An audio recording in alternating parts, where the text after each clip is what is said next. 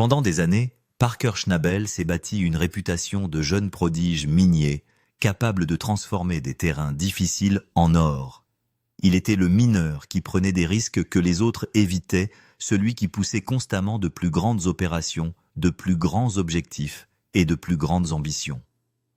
Mais cette saison debout, au milieu d'un parc d'équipements poussiéreux sous le soleil intense du Yukon, Parker se retrouve confronté à une réalité que peu de chefs de mine prospères veulent admettre.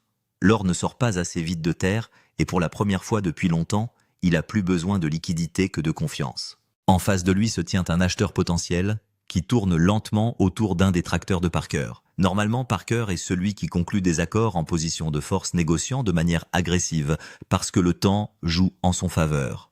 Cette fois, c'est différent. Cette fois, l'acheteur sait quelque chose que Parker souhaiterait ne pas savoir. Le vendeur est sous pression et l'horloge avance plus vite que le compte de l'or. Il y a seulement quelques mois, la saison était complètement différente. Le plan était ambitieux mais réalisable. 3 usines de lavage fonctionnant à pleine capacité, un objectif de 8000 onces au tableau et une nouvelle opération à Dominion qui était censée aider à faire avancer toute la saison.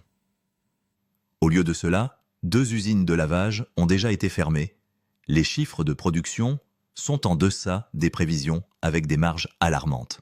Et le pari que Parker a fait sur de nouveaux terrains menace de devenir l'une des leçons les plus coûteuses de sa carrière. Le problème n'est pas un manque d'efforts. Personne dans l'équipage de Parker ne peut être accusé de ne pas travailler assez dur. Jour après jour, ils ont poussé les équipements dans leurs retranchements, déplaçant d'énormes volumes de gravier à travers les usines. Pourtant, la reprise de l'or continue de décevoir. Une coupe a été inférieure de plusieurs centaines d'onces aux attentes. Un autre a à peine produit la moitié de ce qu'il avait promis sur papier. Debout près du Dominion Cut, Parker regarde un paysage qui raconte l'histoire mieux que les mots ne pourraient jamais le faire. La station de lavage reste silencieuse. La table de nettoyage derrière lui est bien plus légère qu'elle ne devrait l'être. De grands tas de gravier traités s'étendent sur le site, preuve d'innombrables heures de travail qui n'ont pas permis d'obtenir les résultats escomptés. La poussière souffle sur le terrain découvert tandis que le vent souffle à travers la tranchée. Chaque éraflure visible sur les murs exposés représente un matériau transporté, traité et lavé. Chaque chantier coûte de l'argent à déplacer. Chaque gallon de diesel brûlé, chaque heure passée sur les machines, chaque chèque de paie remise à l'équipage reposait sur une hypothèse que l'or serait là à la fin. Mais ce n'était pas le cas. Parker admet ouvertement que Dominion est devenue une expérience d'apprentissage coûteuse. Le sol lui-même est le problème. Pas mal dans la manière dont les mineurs décrivent habituellement les conditions difficiles. Pas mal dans le sens où cela nécessite des ajustements mineurs ou un travail supplémentaire. C'est un mauvais terrain de la manière la plus dangereuse possible. Cela semble suffisamment prometteur pour continuer à investir, tout en échouant continuellement à produire les onces nécessaires pour justifier la dépense. Dominion a été une véritable courbe d'apprentissage, dit Parker, mais même cela semble être un euphémisme. Les courbes d'apprentissage coûtent du temps. Celui-ci coûte des centaines de milliers de dollars. Chaque nettoyage décevant l'oblige à se confronter à la même réalité inconfortable. L'opération dépense de l'argent à un rythme que la récupération de l'or ne peut tout simplement pas supporter. Ce qui rend la situation encore plus frustrante, c'est que les perspectives à long terme semblent toujours prometteuses. Les données géologiques suggèrent qu'il y a de l'or dans le district. Les records de production historique de la région comptent parmi les plus solides de l'histoire minière du Yukon. Sur le papier, l'opportunité reste énorme. Malheureusement, le potentiel futur ne permet pas de payer les factures d'aujourd'hui. La paille arrive chaque semaine, que l'or apparaisse ou non. Les fournisseurs de diesel attendent un paiement. Les locations de matériel se poursuivent. Les primes d'assurance continuent. Les pièces doivent être remplacées. Les réparations ne s'arrêtent jamais. Chaque dépense reste fixe et inévitable. Le seul chiffre qui continue de changer est la quantité d'or qui sort du sol. Parker peut voir les calculs se dérouler en temps réel. 3 installations de lavage nécessitent d'énormes quantités de combustible. Un équipage nombreux implique des coûts de main-d'œuvre importants. Le mouvement de Roxane représentait à lui seul un engagement financier majeur. Chacune de ces décisions a été prise sur la base de projections qui semblent désormais de plus en plus optimistes. Semaine après semaine, les tables de nettoyage continuent de délivrer le même message. Tapis léger. concentré léger. La lumière se déverse. Le mot « lumière » est devenu la description déterminante de la performance de Dominion. Une production légère associée à des dépenses élevées crée une combinaison dans laquelle aucune opération minière ne peut survivre indéfiniment. L'aspect le plus dangereux de la situation est que les pertes ne sont pas suffisamment dramatiques pour déclencher une panique immédiate. Il n'y a pas un seul échec catastrophique, pas de catastrophe massive. Au lieu de cela, l'opération saigne lentement à travers une série de reprises décevantes qui sont toujours en deçà des attentes. C'est la mort par 1000 coupures, et Parker le sait. Pour la première fois, peut-être à cette échelle, il admet ouvertement quelque chose que de nombreux propriétaires de mines prospères ne diraient jamais publiquement. Il a besoin d'argent, pas d'argent supplémentaire pour l'expansion, pas d'argent pour de nouvelles opportunités, trésorerie d'exploitation, trésorerie immédiate, le genre d'argent nécessaire simplement pour que tout continue de fonctionner. Admettre que la réalité le blesse clairement. Le tracteur garé dans le parc à matériel est bien plus qu'une simple machine. Cela représente des années d'investissement et de planification. L'équipement est l'épine dorsale de toute opération minière. Les bonnes machines offrent flexibilité, efficacité et sécurité. Les vendre est généralement un dernier recours et non une stratégie privilégiée. L'acheteur Brian étudie attentivement le tracteur. Il en fait le tour, inspecte les pneus, vérifie l'état, examine les heures inscrites au compteur. Il sait exactement ce qu'il regarde. Il s'agit d'une machine précieuse, bien entretenue et difficile à remplacer au Yukon pendant une saison minière active. Brian le considère comme l'un des plus beaux tracteurs disponibles, et il a raison. Dans des circonstances normales, Parker n'aurait aucune raison de le vendre. Dans des circonstances normales, cette conversation n'aurait même pas lieu. Mais ce ne sont pas des circonstances normales. Lorsque Brian demande le prix, Parker commence à 200 000 $. Le nombre reflète la valeur de la machine. Pourtant, les deux hommes comprennent que valeur et effet de levier ne sont pas toujours la même chose. Brian contre-attaque immédiatement avec un chiffre bien inférieur à celui que Parker espérait entendre. 150 000 $. L'écart est suspendu dans les airs. Il ne s'agit pas simplement d'une tactique de négociation. C'est un signal. Brian peut ressentir l'urgence. Il sait que le vendeur ne peut pas se permettre d'attendre indéfiniment une autre offre. Parker avait espéré gagner environ 175 000 $. Au lieu de cela, il réduit ses attentes et rencontre l'acheteur plus près du milieu. 165 000. Brian répond à nouveau. 162 000.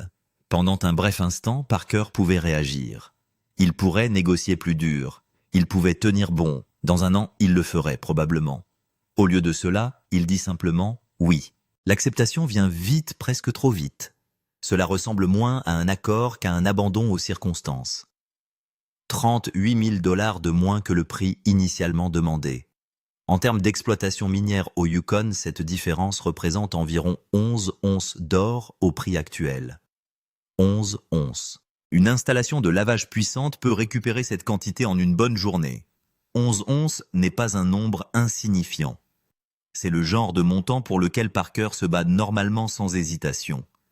Mais cette fois, il laisse tomber, car le calendrier a déjà décidé de l'issue. L'argent est nécessaire maintenant, pas la semaine prochaine. Pas après un autre nettoyage, pas après un autre test de coupe, maintenant. Brian comprend cela immédiatement. L'affaire se conclut à une vitesse remarquable. La poignée de main est échangée, la paperasse commence à bouger, la propriété change de main. C'est ainsi qu'un actif de travail devient un capital d'exploitation. Parker retourne vers son camion, sachant exactement ce qui s'est passé. Il n'a pas vendu le tracteur parce qu'il le voulait. Il l'a vendu parce que le terrain ne parvenait pas à générer les flux de trésorerie nécessaires au maintien de l'exploitation. La mine, qui était censée s'autofinancer, est désormais soutenue par la liquidation des équipements. Cette réalité est difficile à ignorer. Le tracteur qu'il vient de vendre effectue un travail précieux tout au long de la saison. Il déplace des remorques, il transporte des fournitures, il transporte du matériel, il remplit des dizaines de rôles petits mais essentiels autour du camp. À terme, Parker aura à nouveau besoin de ses capacités. Lorsque ce moment viendra, il aura moins d'options. Il peut louer, il peut emprunter, il peut contourner le matériel manquant. Aucune de ces solutions n'est moins chère que la propriété. Il le comprend mieux que quiconque.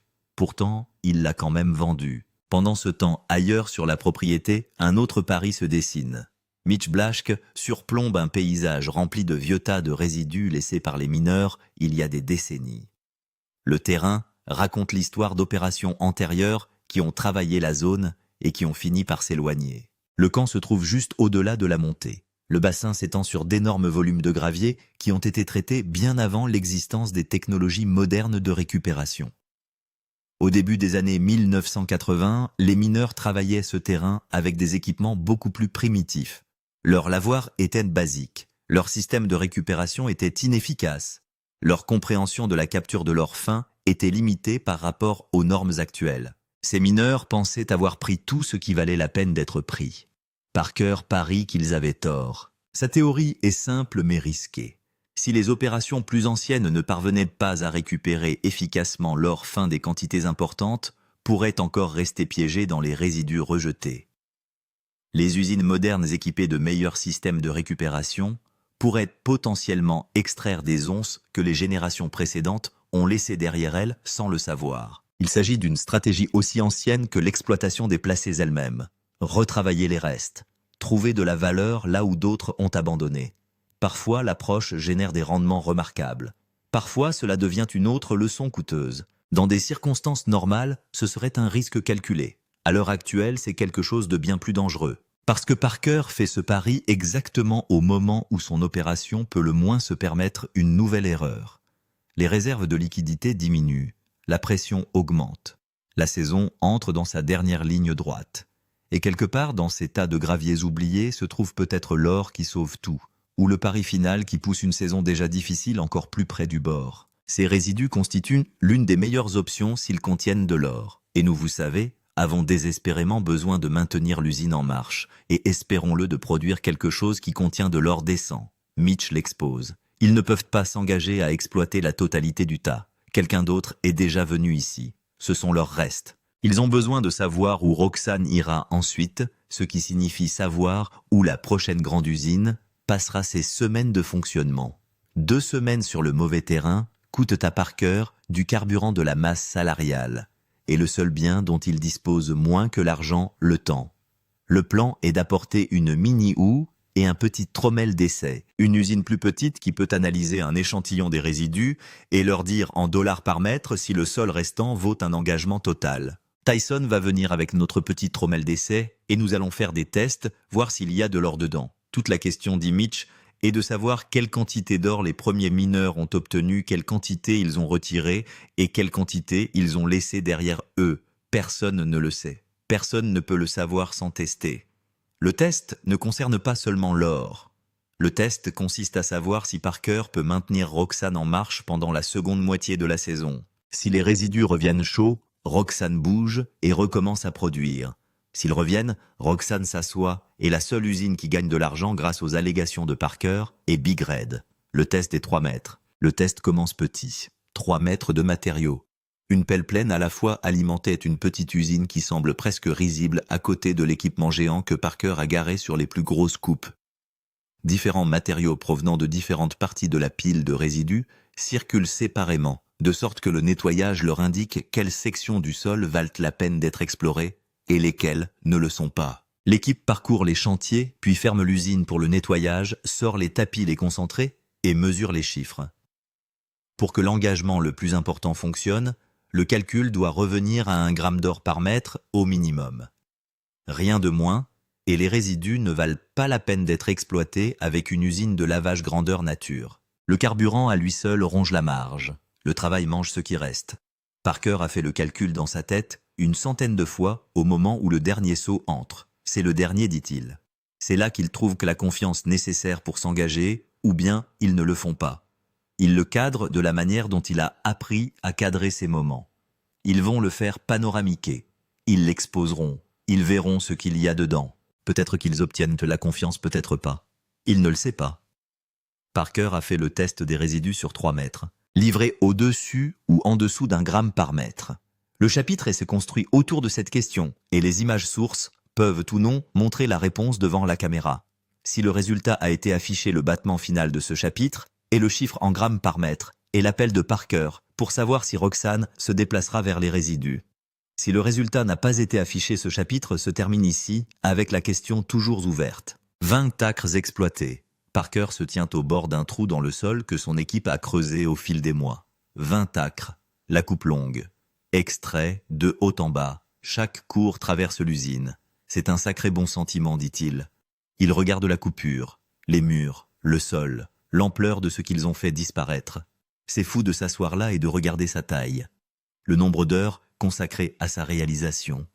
Mitch Blaschke lui rend tout le crédit qui lui est dû. Parker a dit qu'il ne se souciait pas de ce qu'il fallait. Faites-le. Il a laissé son équipe s'en occuper ici sans micro-gérer le travail. C'est rare venant d'un contremaître qui a vu beaucoup de patrons perdre leur sang-froid lorsque la saleté devenait dure. La coupe longue est terminée. L'équipage est intact. L'équipement fonctionne toujours. C'est assez fou quand on est assis ici et qu'on regarde ce trou dans le sol que nous avons fait. Le nombre d'heures consacrées à la réalisation de tout cela. Parker a dit « Je me fiche de ce qu'il faut, faites-le. Et il est vraiment, en quelque sorte, vous savez, laissez-moi m'en occuper ici.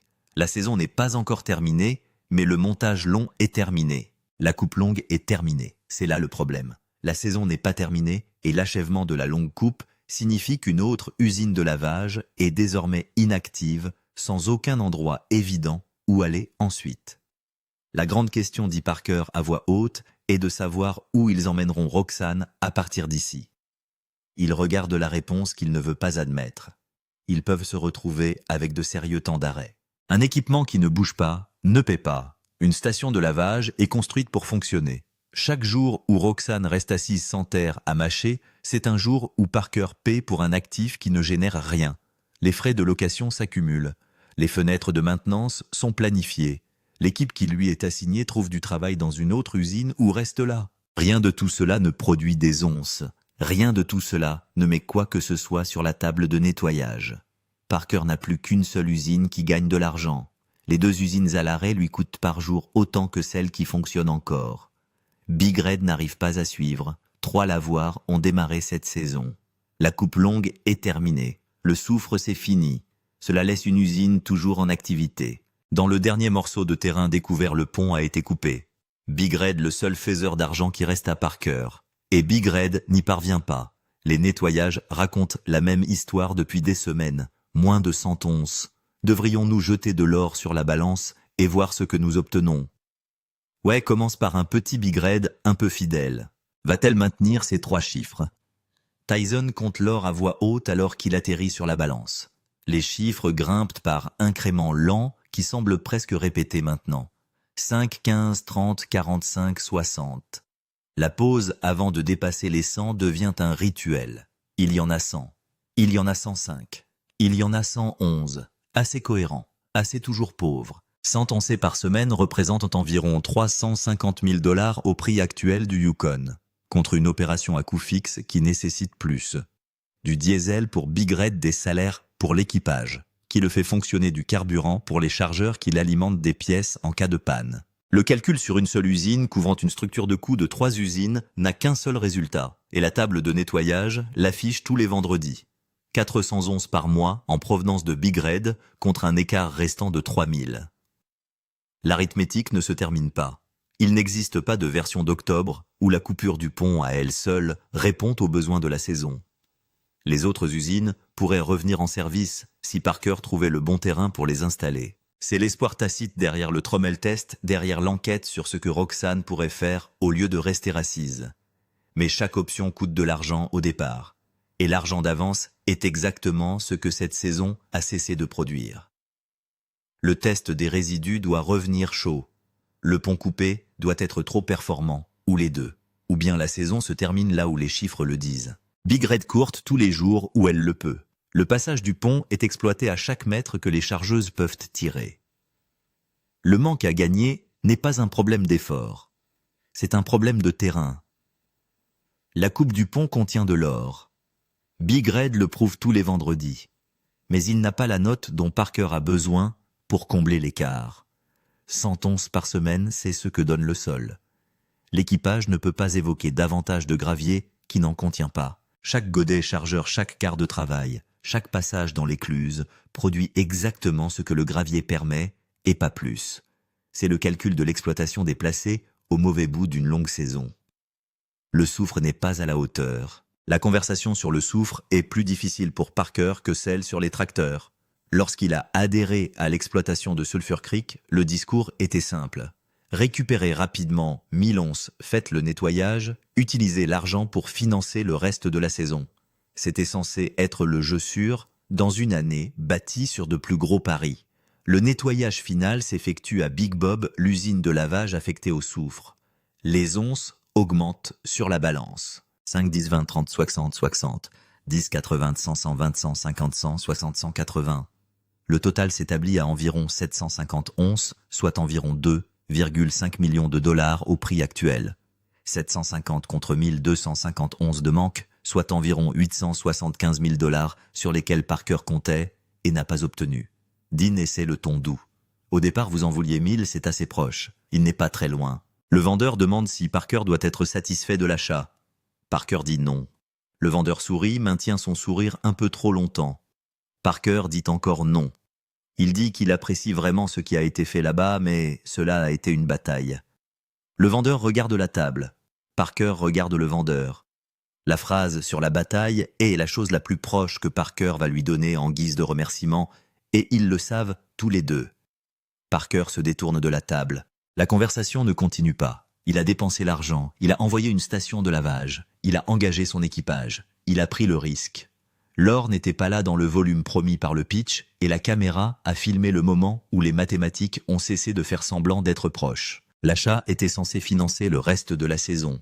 Au lieu de cela, il a couvert environ la moitié de son propre prix d'achat en onces supplémentaires.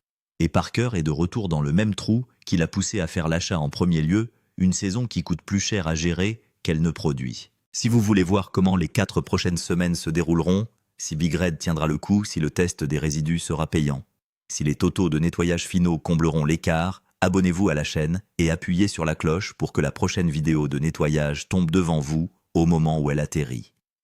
La coupe longue est courte. Mitch Blashgate amène Parker pour voir comment se termine la longue coupe. Il a Roxane et le décompte long prêt, le dernier petit long métrage comme l'appelle Mitch. Au début de la saison, Parker prévoyait que la coupe longue produirait 3000 onces, soit environ 10,5 millions de dollars. C'était le chiffre qui ancrait le plan de toute la saison. C'est le chiffre de production qui a fait que les calculs sur 2 millions de sursulfure sur le nouvel équipement fonctionnaient tous sur papier. Les chiffres du nettoyage arrivent. 10, 20, 30, 45, 50, 80, 10, 100, 130, 140, 155, 9. Je suis heureux que cette réduction soit terminée, dit Parker. C'était vraiment chiant. Mitch lui dit « Bon travail, tu l'as fait ». Roxane a presque terminé le montage long et nous sommes encore assez à court d'or. Et donc, Mitch et moi essayons juste de savoir où Roxane devrait passer le reste de son année. J'ai l'impression de traverser un champ de mine. La coupe longue censée ancrer 3000 onces se termine à environ 700 onces de moins que la projection. 700 onces, c'est environ 2,5 millions de dollars en dessous du niveau où cette coupe unique était censée atterrir. 2,5 millions de dollars qui ont été budgétisés, projetés et espérés et qui ne viennent pas. Dans les 3 usines de lavage, la récente séquence de la saison totalise 449 onces déversées pour la caméra d'une valeur de plus de 1 500 000 dollars. Combinée au nettoyage antérieur, l'opération permet de récupérer 5000 onces au cours de la saison. Chris confirme que le repêchage total depuis le début de la saison suppose 5000 onces. Parker dit que c'est bien. Le bien n'est pas 8000. Le bien n'est pas le but. Bon est le numéro auquel se contente un mineur, lorsque la saison a refusé de lui donner celui qu'il s'est fixé. Parker regarde le décompte du nettoyage et dit « Dommage qu'ils n'aient pas pu faire fonctionner 3 usines. La ligne atterrit à plat. » Mitch ne répond pas. Tous deux savent que la raison pour laquelle ils n'ont pas pu maintenir 3 usines en activité est que 2 des réductions de salaire n'ont plus eu lieu avant que le calendrier ne soit épuisé. 3 plantes ont besoin de 3 coupes productives. Parker a eu 3 coupures. Il n'en avait qu'un qui tenait sa projection. La coupe longue entre 1 et 55,9 est le dernier nettoyage effectué par Roxane pour l'année. L'installation passe ensuite en mode maintenance. La prochaine médaille d'or de Roxane viendra la saison prochaine, quel que soit le terrain sur lequel Parker décide de la mettre, s'il décide de la mettre sur n'importe lequel. 1 mois, une plante. Une installation de lavage. Gros rouge. Mitch produit toujours à la coupe du pont. De plan, le soufre et la coupe longue, finis et tranquilles. Il reste un peu plus d'un mois de conditions météorologiques minières avant que le sol ne commence à geler et que les camions s'arrêtent de rouler.